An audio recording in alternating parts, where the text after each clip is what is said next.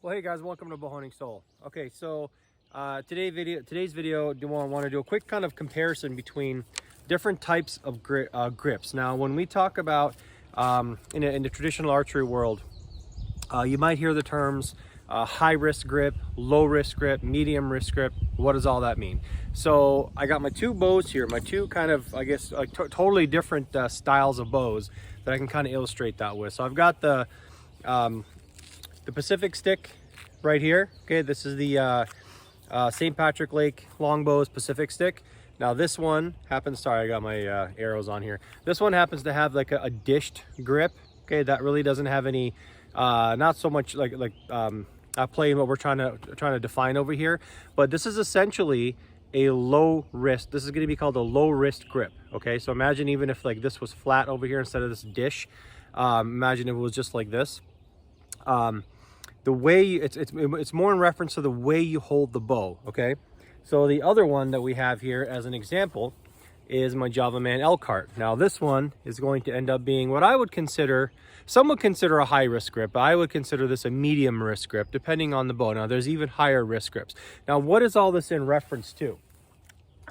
So I'm gonna actually move you a little bit over here so I can put these bows down relatively easily. Okay, so what this is actually referring to is the angle that your hand makes when you are properly holding this bow. And let's say, you know, when the string is vertical like this, right? This again would be considered what I would consider to be a medium wrist grip. It has nothing to do so much with the fact that this is, you know, curved here. Well, actually it does, but it's not in reference to the fact that this is like a locator grip where you can kind of put your thumb over here, but it's more of what your wrist does. So when you're actually holding this bow, if you notice the angle that this makes across my hand, you know, the way my fist basically makes when I make a grip. Okay, that's what it's in reference to. So a low wrist grip would be my wrist, the bottom of your palm basically would be kicked out like this, or at least straight up and down. And then medium wrist would be like this. And then some bows, like let's say like a Bear 48 Super Mag, is more like this. Okay, that's kind of exaggerated. For you guys in the gun world, a similar thing might be, for example, if you shoot, let's say 1911, that'd be like a medium wrist grip. It's very natural, very pointable. For those of you who are Glock fans, to me, right, I end up having to break my wrist like this just so the barrel can actually point straight. I'm not a big fan, so it's something similar to that. Now, does it matter? No, it all depends on the feel and how everything feels for you. It all depends on how well you can shoot certain bows compared to other ones. So like I said, if you've got this one here, right, and you know, we're gonna, whether we pull it back or not, it doesn't really matter. Okay, this is probably considered like a medium wrist grip. It's not straight up and down like this. It's not so much like this. It's like this. Now, we're not referring, by the way, to the cant of the bow. I cant my bow like pretty hard, okay, either bow. We're talking in this plane right here, like that, okay? Now, if we consider an American semi-longbow like this, an ASL, these are meant to be shot basically like you're holding a broom handle straight up and down, like you're gonna dig something into the ground or something, okay? You notice it's not this way, it's not here, it's straight up and down, so that when you grip it, you pull it back. Okay, it's kind of hard to do this sideways, but when you pull it back,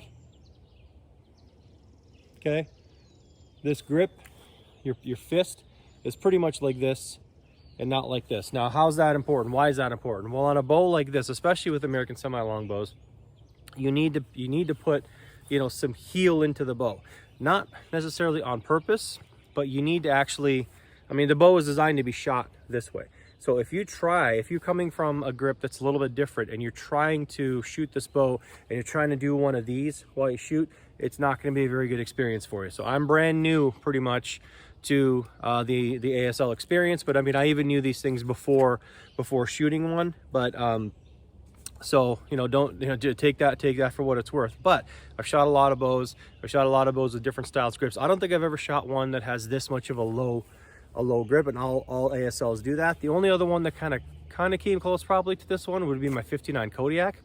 Even that one though wasn't quite as low a grip. So in the shooting experience, does it really matter? Well, no, it's just all designed to work a certain way. Each bow is designed to work a certain way and feel a certain way when you're gripping it. So if we're doing one of these, right, straight up and down like this is the way it's meant to be shot.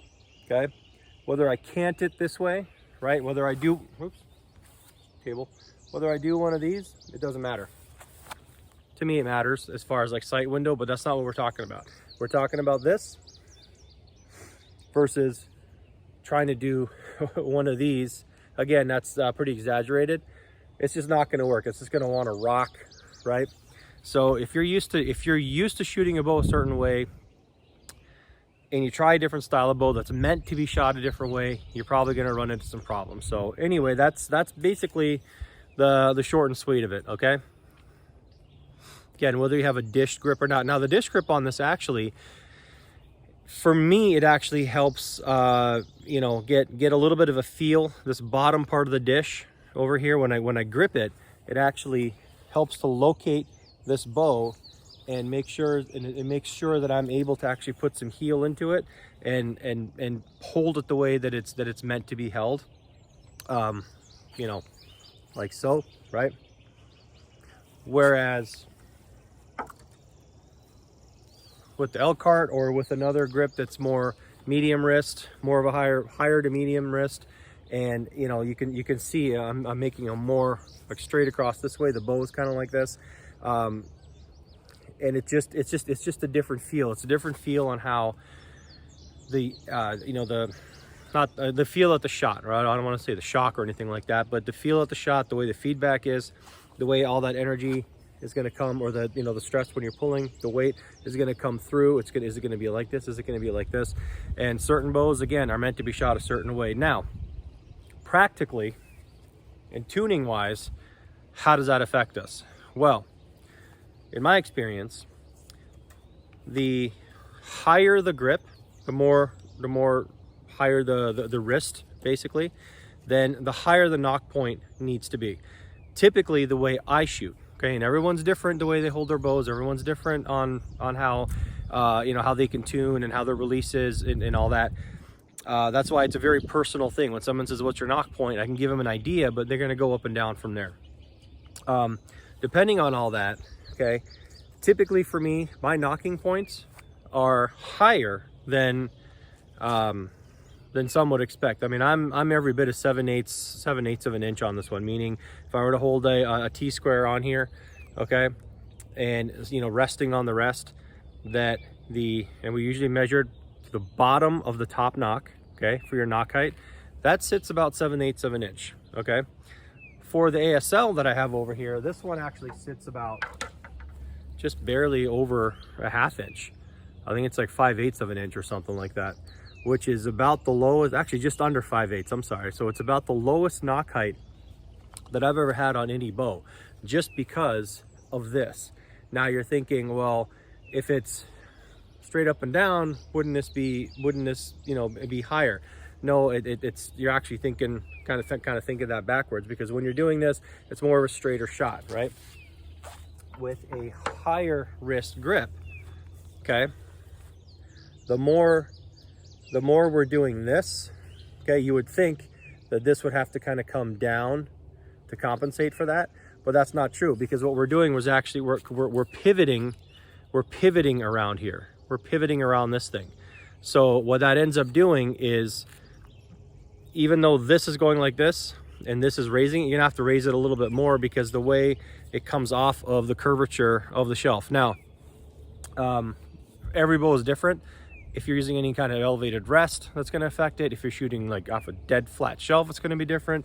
If you're shooting off like a little bump like I have over here, it's going to be different. So the style of grip will affect your knock height, on what knock height flies perfectly for you know, bare shaft flight and obviously fletch flight as well. So so don't be alarmed if, you know, you go from one style bow to another style bow and all of a sudden you've gone from years of shooting, you know, something like this that's, like I said, 7/8 of an inch or more high, the way I shoot, the way I grip, to something like this where it's, like I said, it's just a touch under 5/8 of an inch, much flatter,